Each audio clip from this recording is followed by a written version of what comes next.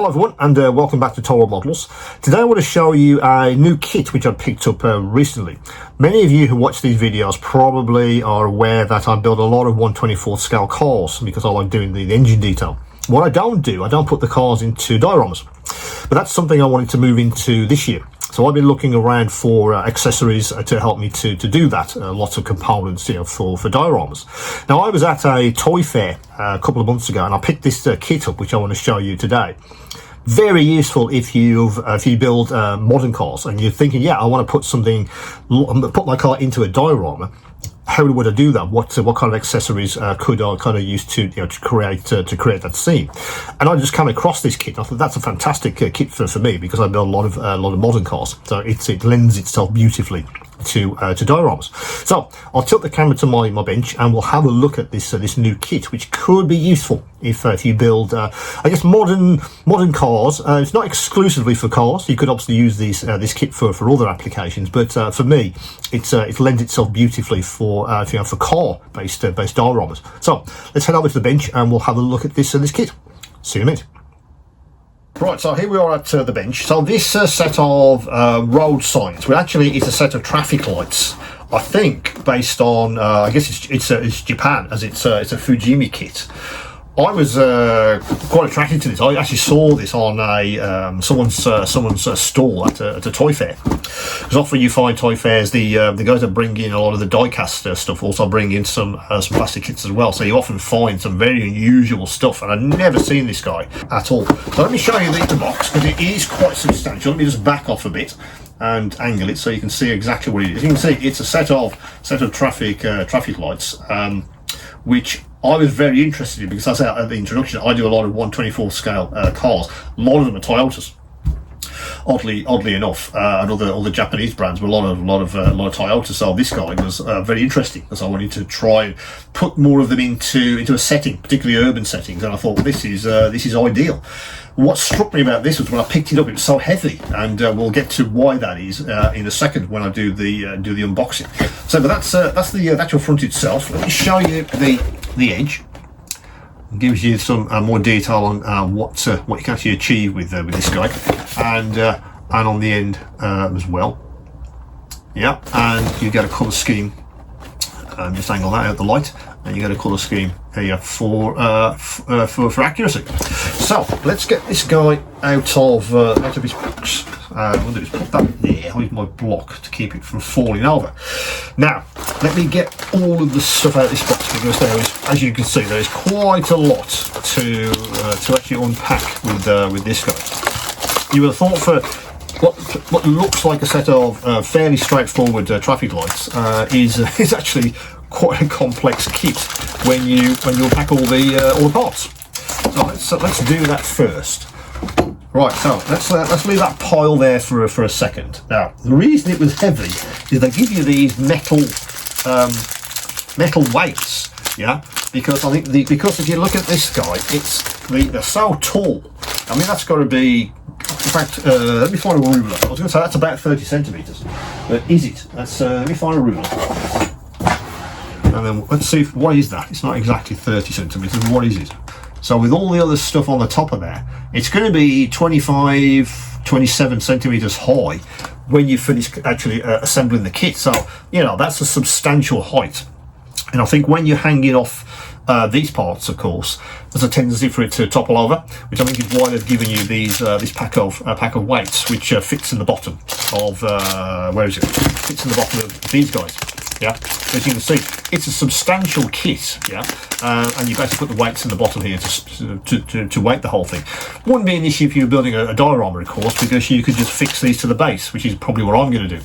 But if you wanted this freestanding, perhaps on a shelf with maybe a die-cast car, or even your model itself, you didn't want to do diorama, you want to sort of make a pseudo diorama on a shelf, you could build this guy, have it weighted, and then have your car underneath, which is something I might do because I've got glass display cases. So I might build this guy and see what it looks like on its own with a car when it's displayed in my display case. That might be an interesting way of displaying my cars in rotation or as I build them.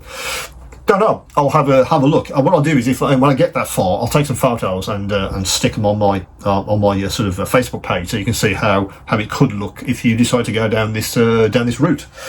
Right. So that's the weights themselves. Now then, let me have a look at the instructions first. Let's have a look at these guys.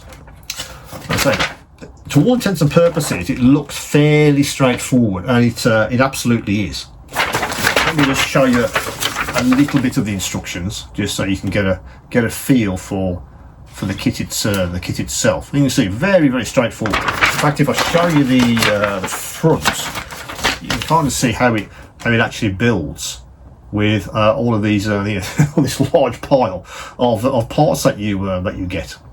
So I think it's a lot of different iterations. You can have a choice of 1, 2, 3, 4.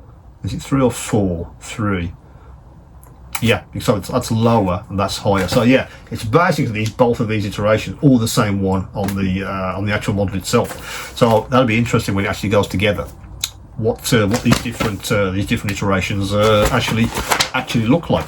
But that should go together very, very, very easily indeed. Now let's have a look at some of these sprues. I won't get them out of the bags because there's quite a few of them, but they are very nicely moulded. You know, these lines are very, very nice indeed. Yeah, there's no flashing on there at all, which is very nice. Very nice indeed. Now let's have a look at the actual traffic signals themselves. So these guys, that's a substantial size. I suppose it's 1/24 scale, so that's what they absolutely look like. But I think for me, they're going to be quite an interesting project also for the paint scheme. A lot of weathering, I think, would be quite nice to make these look realistic. Then you get more detailed parts for these areas, for instance, which hang the actual road signs off, which are again very, very well molded indeed. I'll leave that there.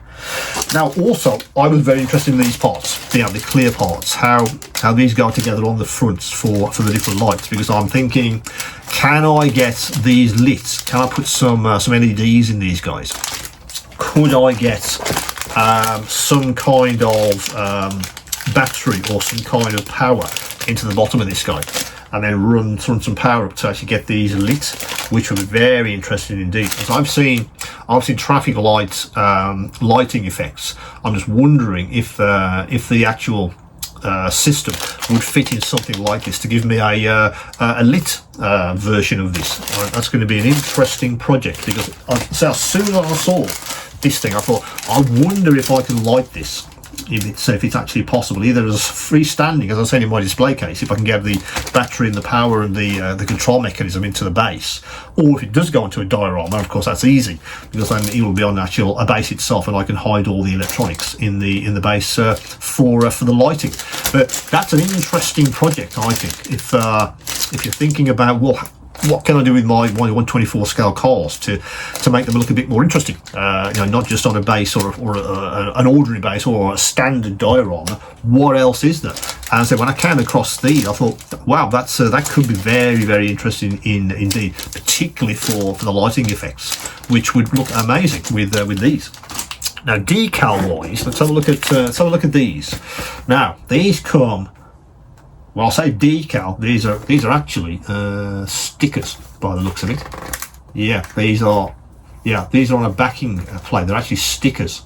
So it might be that these are too opaque. They won't light very well. Won't know that until I actually put some light behind these and just see if it's possible to light these. But if not, it might be possible to recreate these on some kind of acetate or something that's transparent enough to let the light through. But I won't know that until I actually give it a go. But the decals are actually not decals; they're actually stickers, which could be useful if you just want to do this as a static kit, as I said, to display a model under. then absolutely these stickers will absolutely do that for you, and they're well put together. The printing's very good. If you want to put the road signs on as well, that's all possible with this kit. So that's the road sign kit. It's very, very interesting. I felt from Fujimi. Never seen that before. 1/24 scale again. Brilliant combination with most car kits. If you want to do something interesting as a diorama or as a standalone addition, maybe to your displays, this could be quite interesting. But never seen that before, even on any website or anything. Just happened to trip over it at a toy fair. But I felt this is quite interesting kit with various options, if you like, and various applications for the kind of thing I do. But yeah, I think if you're looking for something to maybe elevate your 1/24 scale car kits, then this guy could absolutely be for you. As usual, any questions and any queries, do come back to me, and of course, keep on modeling.